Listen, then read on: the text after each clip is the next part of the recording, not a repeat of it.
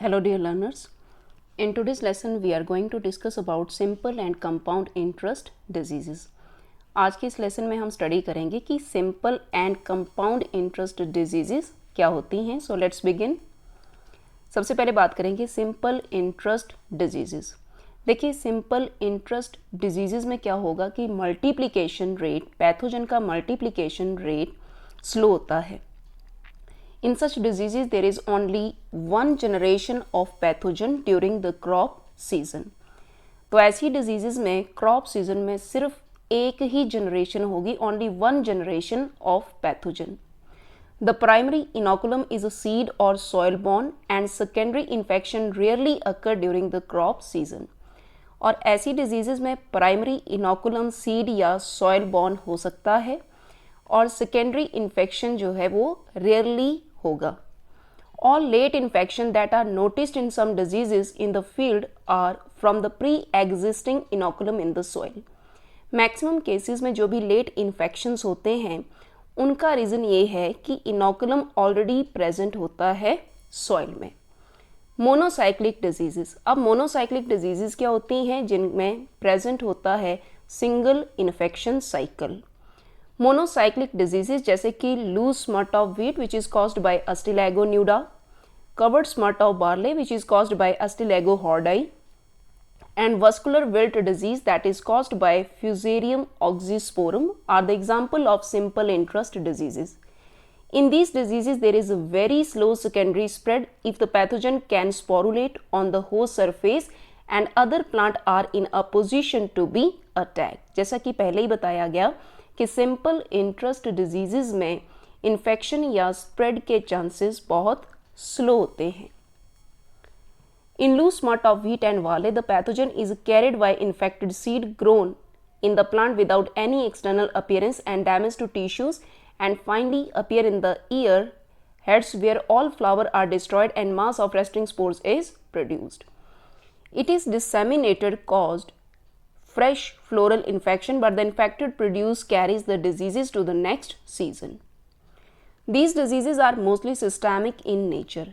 जितनी भी simple interest diseases हैं they are mostly systemic in nature, do not produce propagule external to the host during the active season and dispersal और propagule is restricted by climatic and biotic conditions.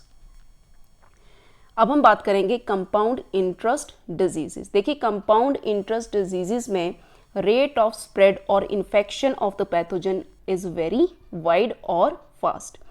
In such diseases, the rate of increase in infection is like compound interest in money. जिस तरह से money में compound interest होता है उसी तरह से ये diseases infection फैलाती हैं.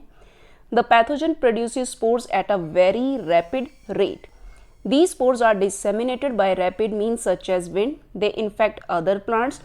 The incubation period is short and sporulation occur rapidly. ऐसी diseases में incubation period तो short होता है लेकिन sporulation takes place at very rapid pace.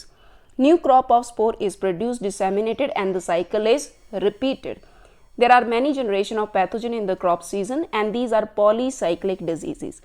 देखिए simple interest diseases monocyclic थी और compound interest diseases polycyclic होती हैं. Polycyclic diseases का मतलब है they have many infection cycle.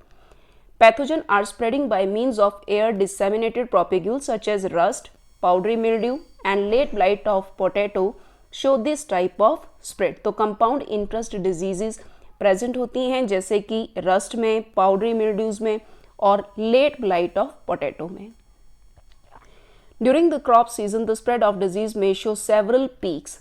In bimodal polycyclic diseases, different organs of the plant are attacked at different period.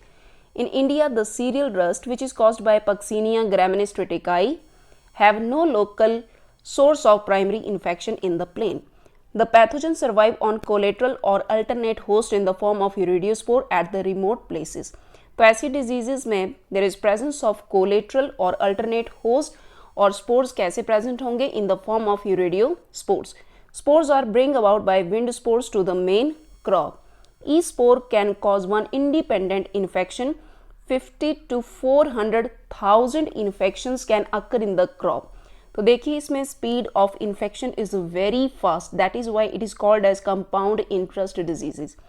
Each new infection is capable of developing into a spore-bearing pustule within 5 to 15 days depending on the rust fungus species and its temperature relations.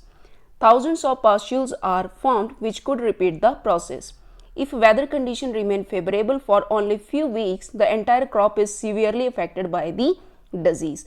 और अगर weather condition favourable रहती हैं only for few weeks तो ऐसा भी हो सकता है the entire crop is affected by the disease. That's why they are called as compound interest diseases. So thank you so much for watching this video. अगर आपको मेरा ये लेसन अच्छा लगा हो आप मेरे चैनल को सब्सक्राइब करें और लाइक करें. Thank you so much.